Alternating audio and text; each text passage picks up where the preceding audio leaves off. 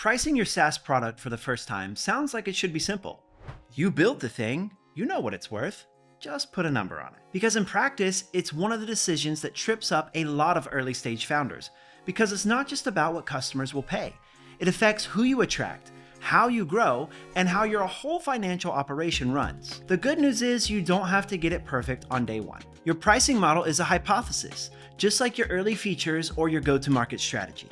You pick something that makes sense based on what you know, and you adjust as you learn more. So let's walk through the main models and how to think about picking one. Flat rate subscription is arguably the simplest. Everyone pays the same price, regardless of how much they use the product. It's easy to forecast revenue and can work well when your product has a single clear value proposition and usage doesn't vary much across customers.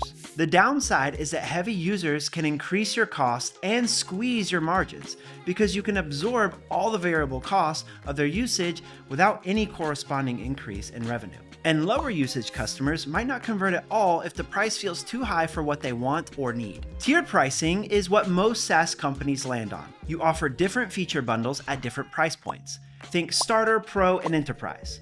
And let customers self-select based on their needs. It tends to work well when you're serving multiple customer types with different requirements. The trade-off is added complexity since you have to manage feature gating and customer permissions across tiers. Usage-based pricing means customers pay for exactly what they use, whether that's, for example, API calls, storage, or active users. It can lower the barrier to entry for new customers and scale revenue naturally as they grow. The catch is that it can make forecasting harder. And if your billing cycles don't align with your cost, it can create real cash flow pressure. Freemium is a bit different. You give a limited version away for free and count on a percentage of users upgrading to paid. It works best when you have a large addressable market, low cost to serve each additional user, and some kind of network effect pulling people in. The risk is that free users can be expensive to support, and if your conversion rate is low, the math doesn't work. A lot of successful companies end up with a hybrid, like a flat platform fee plus a usage component, for example. That can help stabilize revenue while still capturing upside as customers grow. When it comes to actually picking a model, a few questions cut through most of the noise. How does your customer measure value? If value is static, flat or tiered pricing makes sense. If it scales with activity, usage-based is likely the better fit. What does your cost structure look like? If each new customer significantly increases your costs, you probably can't afford freemium. You need a model that covers your unit economics from day one. And who is the actual buyer? A developer at a small startup can swipe a card, but a CFO needs a predictable annual contract they can budget against. One more thing worth knowing. Your pricing model shapes your financial metrics too. With flat or tiered pricing, forecasting is straightforward.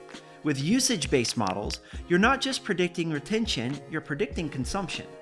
The metrics you track shift accordingly. And the biggest pricing mistake founders make? Picking a price and never revisiting it. Pick a model that makes sense for you and your customers. Set something reasonable, get in front of customers, and treat it like any other part of your product. It will probably need to evolve at some point, and that's okay. The full breakdown with a decision framework is in the article linked below. If you're getting close to launch or thinking about pricing change, it's worth a read. And if this helped, subscribe. More like this is coming.